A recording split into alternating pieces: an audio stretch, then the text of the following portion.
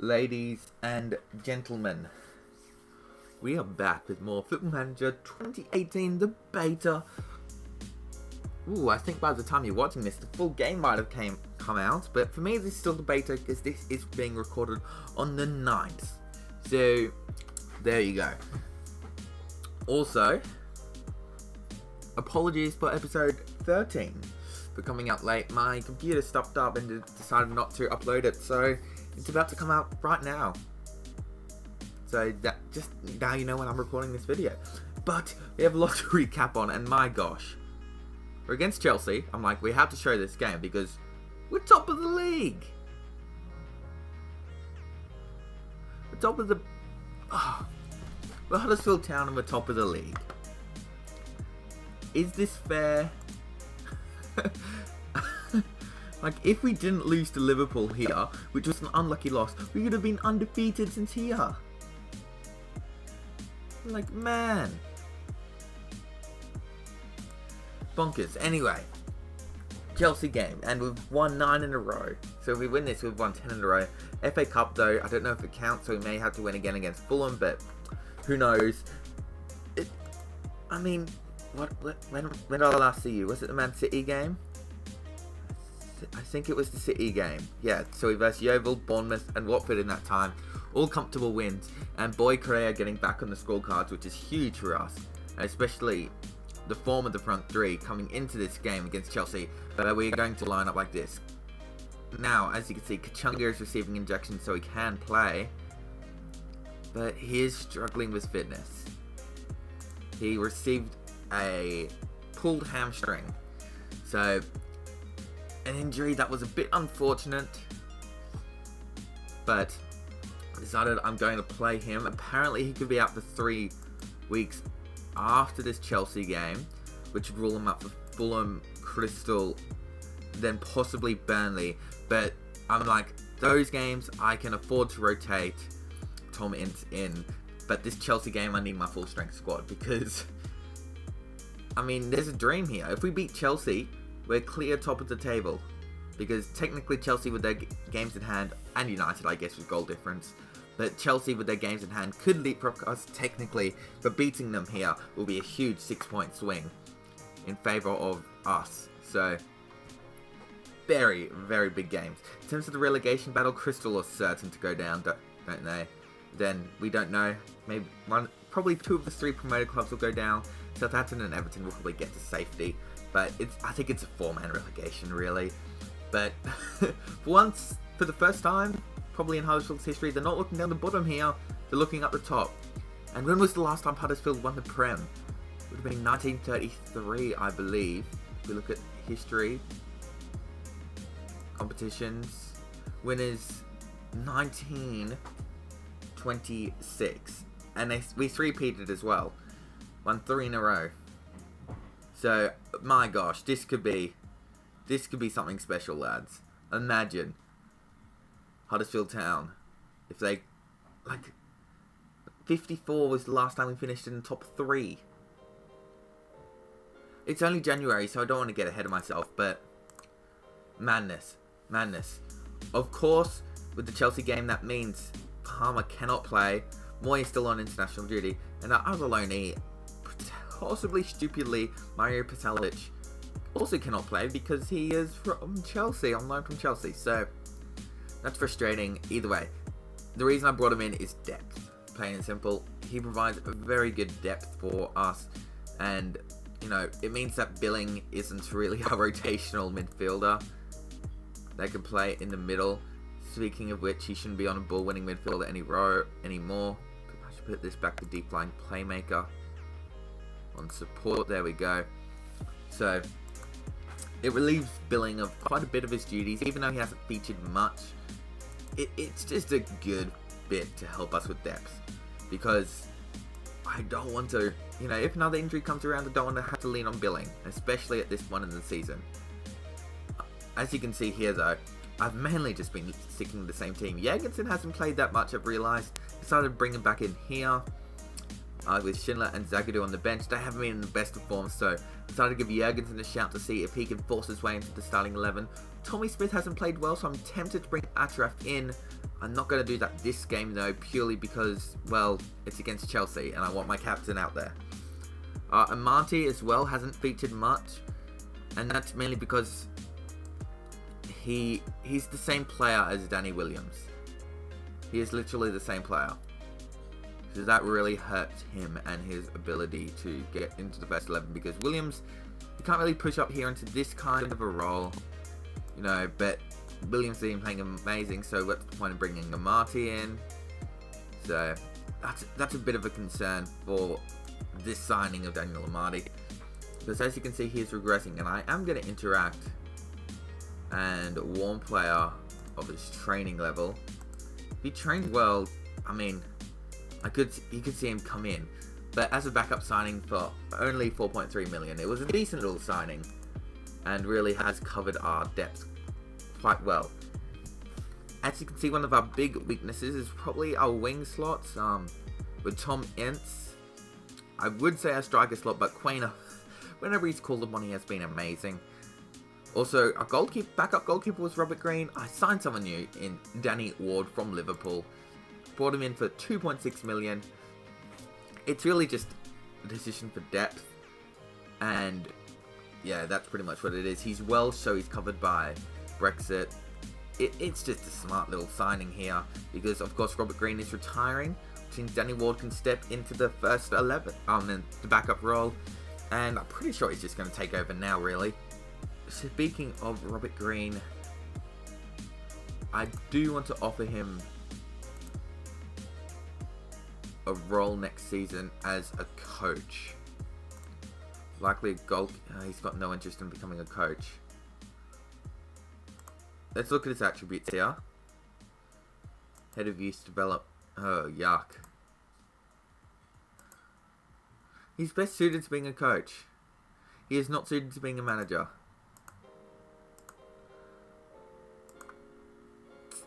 That's disappointing. I would want him to be a coach. I'll send him on another coaching course. Okay.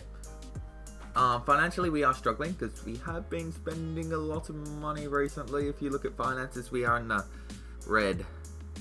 Because, I mean, we've been doing things. You've been doing a lot of things, actually.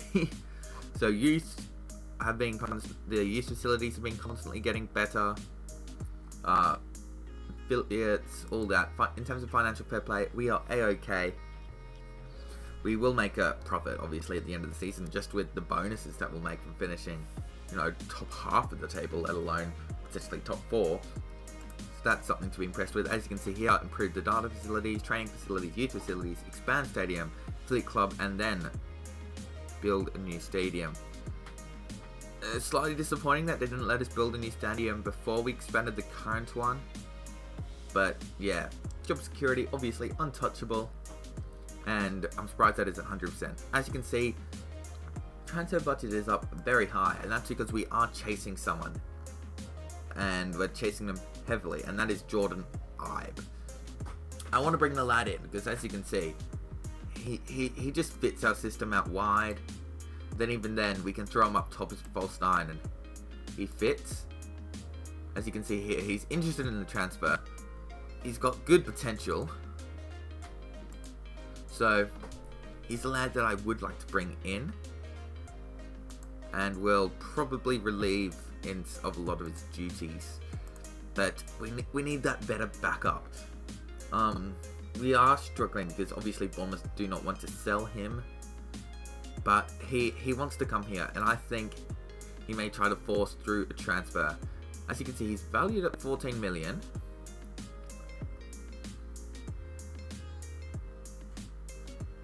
But yeah,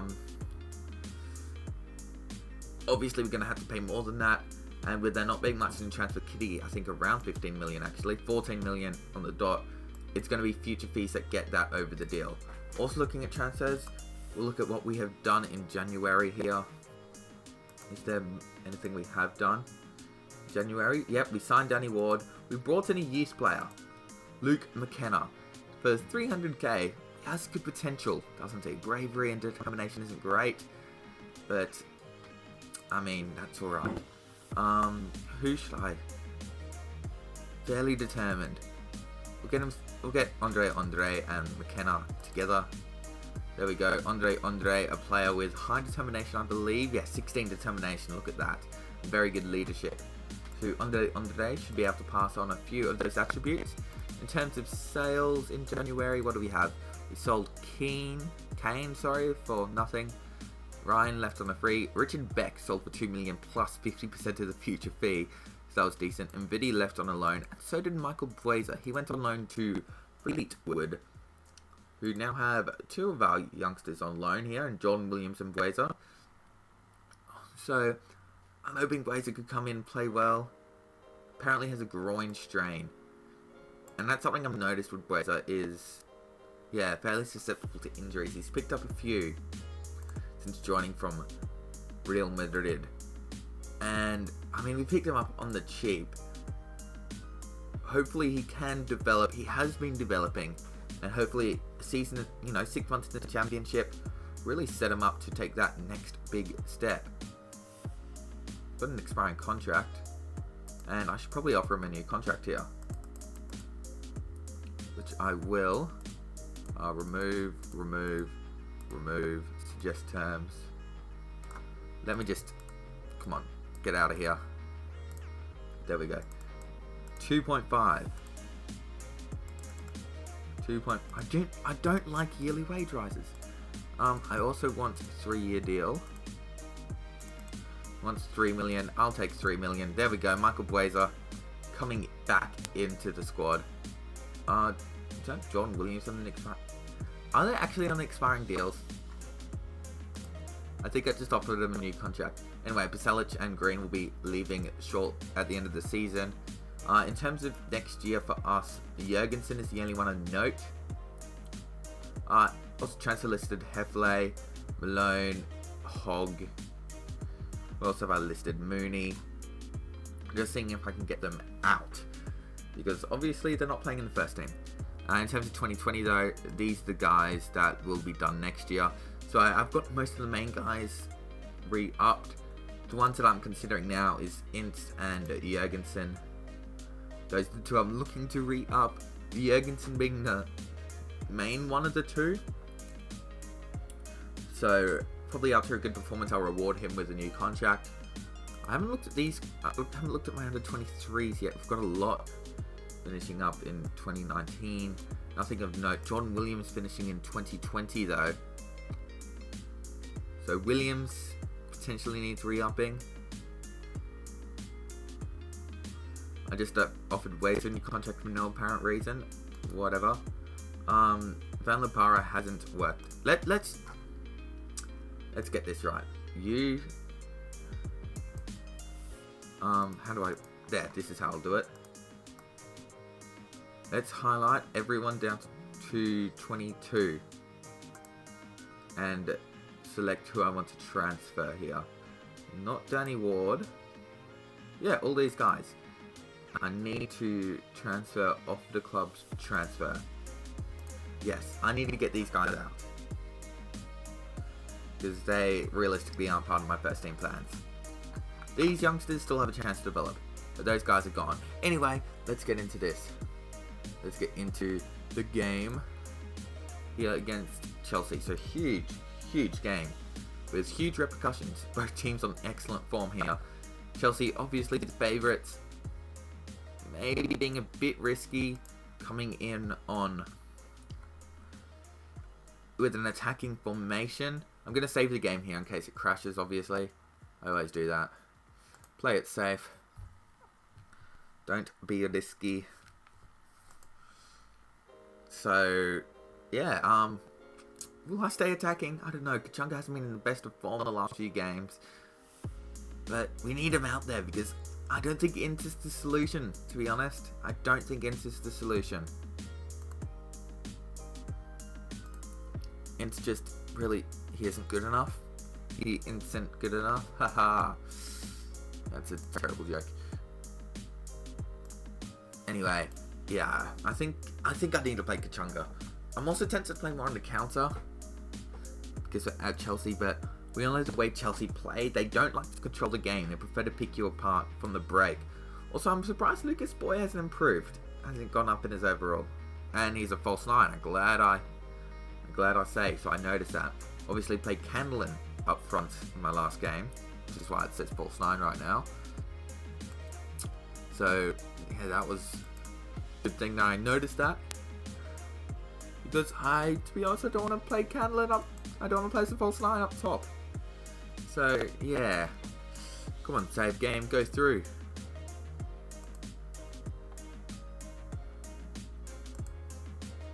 Will it go through? That is the question.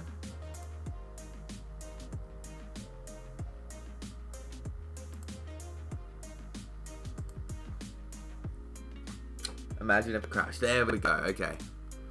Let's change you to your complete forward and support, because we actually want Correa scoring most of the goals. In terms of team instructions, I'm going to turn off pass into space to play a bit safer.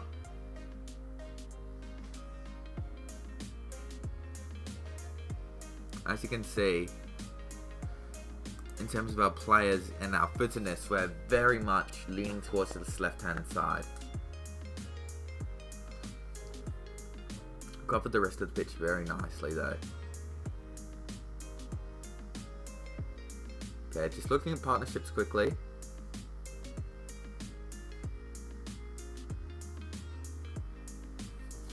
Okay, I don't know how those aren't strong partnerships yet. But yeah, we have a bit of the problem coming up right, because Billing, and he is left-footed, I believe. Yeah, he's left-footed, Billing. Is Andre right-footed? He is. So technically we're better off being this way around. And you know what? I'm going to do that.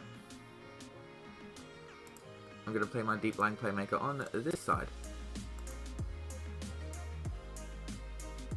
There we go. Look at that. That fixes up the problems on this side of the pitch. Hopefully it doesn't make a problem, because I do want to be playing through my inside forward mainly. But I mean, it evens up the pitch a bit. I still don't see where the problem is. Uh-oh.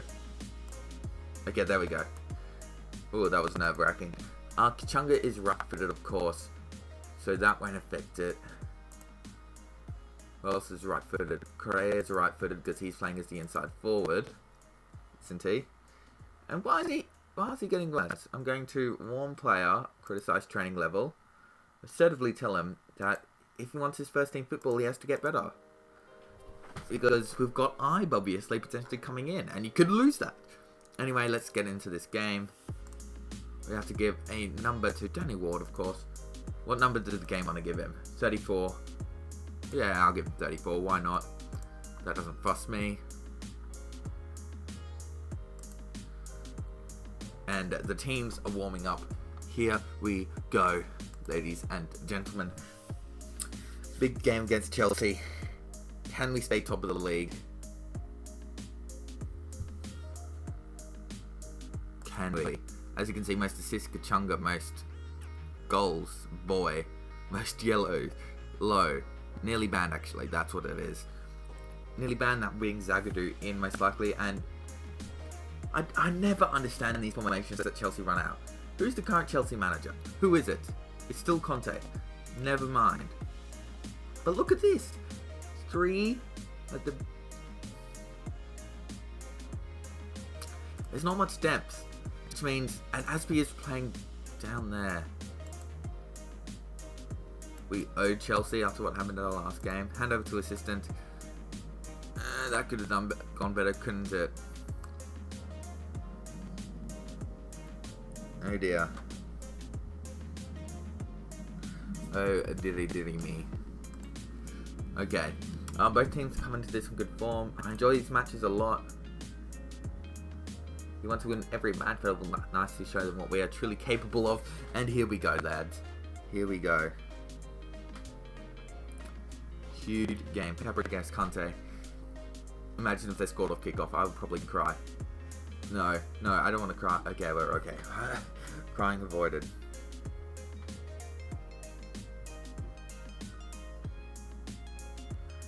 Okay, come on, lads. Chunga obviously playing through an injury. And we, of course, are dominating the ball against Chelsea, because that's what they want. And Billing looking nervous, which isn't good. I miss Mooy. I miss Aaron Mooy. Come on, mate. I want Australia to do well in the Asian Cup, but I also want them to get knocked out early so Mooy comes back. Because that would be nice, having, you know, probably our best player back from international duty. But that also makes, you know, our run so far even more impressive. I mean, without Aaron Mooy for, I think, 6 or 7 games. Morata, they're injured, so Tammy Abraham... No, they take on Pedro. Playing Pedro up front. Interestingly, I would have thought Tammy Abraham. I looked at Tammy Abraham. I tried to get in for a deal for him, because honestly, I would have preferred Abraham. Couldn't get it done, though. So that was, to be honest, was disappointing, because he was my first choice, Tammy Abraham. And 25 minutes played, and really not anything going for either side here. And I'm not going to lie, I will 110% take a 0-0 draw. I will take a draw any day of the week. West Ham are beating Liverpool, which also is very nice for us. Because Liverpool, obviously in contention as well, as Dybala puts one wide from a free kick. That's alright, it's a free kick, I can live with that. Come on, lads. Okay, here we go. This looks like a full highlight here. As Zuma has possession, goes back to Courtois, and Chelsea will look to build from the back. David Luiz plays it out to Bernat. Coming down the wing. Tommy Smith has had some troubles here with Bernat from the highlights we have seen. And it doesn't look to be improving as Pedro puts it just wide. Oh my gosh, we get lucky there.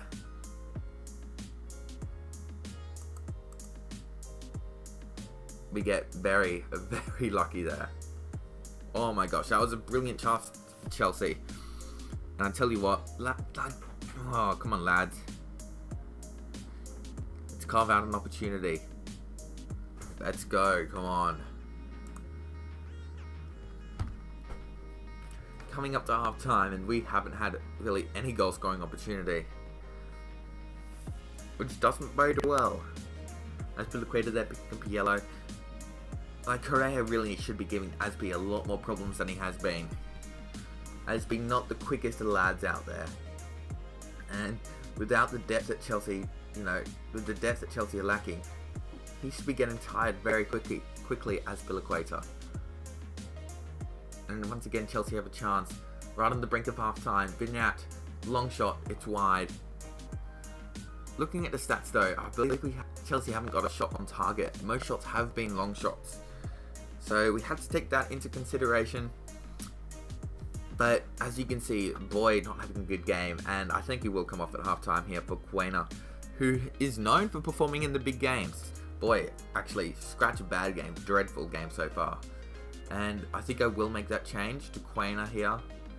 I just, to be honest, trust Quena a bit more in these big games, because he does have a history of, you know, getting one over the opponents when he really shouldn't be in the game. So let's get to this tactic stream. Correa, sorry mate, Quena, come in. The man that always seems to spoil someone's day in a big game. Always. I'm going to aggressively tell the lads that I'm far from pleased from what I just saw. I'm going to try to calm down Correa, but calmly say, I have faith in you. There we go. He is a lot happier. Which is good to see. Boy, I'm taking him off when he's motivated. Maybe not the best of things, but he hasn't been good enough. That's just the fact of the matter. And can we forge something out straight away from this kickoff? As Bernat gets a challenge. Bernat sitting on a yellow card, as is Azpilicueta.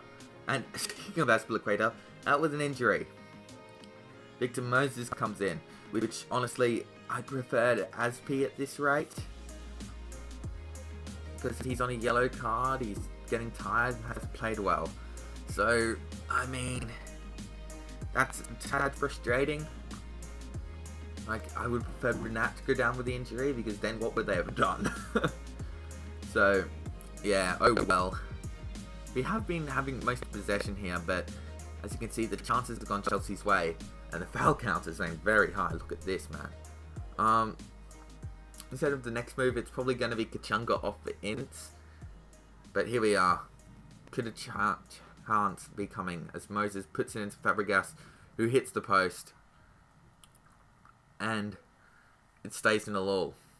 It stays a 0-0, lads. My gosh, this game has been mental. Absolutely bonkers. Come on, lads. I am going to make this Kachunga change any second now. Yeah, I'm putting it through now. Kachunga hasn't had the greatest of games. He is carrying, obviously, knock, taking injections for this game.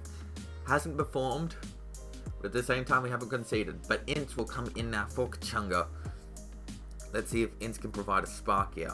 The extra bit of athleticism coming down the right, running at Spinat. Maybe can carve out a chance. Can we make something out of nothing? Both teams have made 2 changes here, and for once there is a highlight where we have the ball in their half, but we have turned it over immediately as Moses plays it back to the keeper in Courtois. Chelsea will look to rebound now, and they will retain possession because Kante is a beast in midfield. And now Pedro, he's got some space here to get in the ball, and that is a very bad penalty from a terrible tackle from Lowe. Penalty here. Dybala will step up to the spot. Can we get a save from Lopez? We cannot. It's tucked away, and changes are of course needed now. We haven't even had a chance really. I'm going to turn this off. We're going to pass into space a bit more. And I think notes are going to be my changes. Just attacking, pass into space, and turning off work the ball into the box. Seeing if we could just get some shots on target. Disappointing that it came from a penalty. Was a penalty though. It was a poor tackle from Lowe. It was a very poor tackle actually. But that's sometimes how football goes for you, isn't it? Disappointing as well that we've dominated the ball, but we just haven't had many opportunities. You know, haven't really challenged Courtois.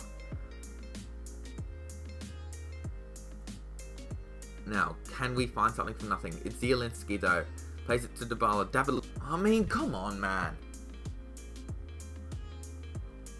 Of all the ways to really be just knocked out of this game, it's from a stupid David Luiz long shot. Last change for the game is definitely going to be Archer coming on for Smith. Sorry. And it's time to go after this game. I want a result here. Our goal difference is so far behind the rest at the top that I don't really care, to be honest, if we concede more, because, I mean, where's the league table gone? You'll see next time we see the league table that our goal difference is so far gone, it doesn't really matter if we concede another. But this will be the end to our undefeated run here, a loss to Chelsea. Can we just, maybe a consolation goal? Something. Look for the overlap. What can we do here? Overload, I guess now. Just try to get something, lads. Come on. It was just that penalty that gave it away, man.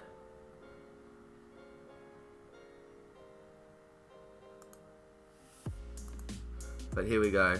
Looks like full time is on us as Andre plays an Ince. Ince way too slow on the ball. And there we go. We go down 2-0 in what a disappointing loss in the end. Andre played well at least, but everyone else really had a shocker. And I'm going to let the lads know that that wasn't good enough. That wasn't good enough.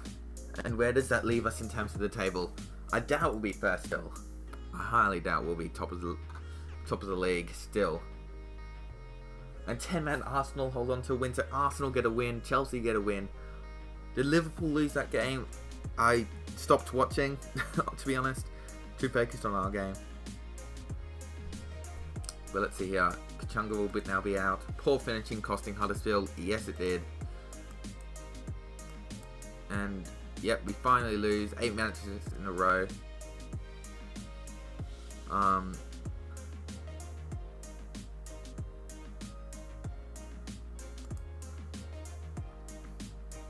We'll learn from this.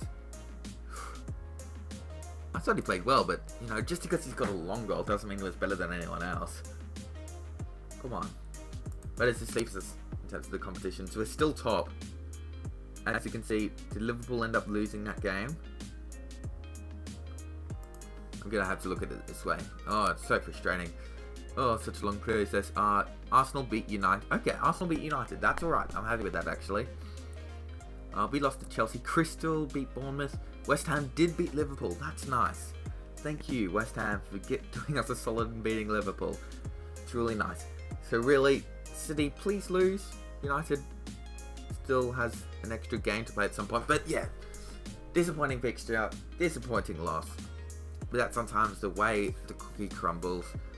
And yeah, when will I? The next game, Tottenham. We'll see you against Tottenham. Yep, Tottenham will... Oh, maybe Newcastle? That's too soon. Tottenham, definitely Tottenham. I want to get through the season so we can move on to the main series. But if you did enjoy, make sure you smash the like button down below and subscribe. Until next time, God bless. Have a great day, guys. See ya.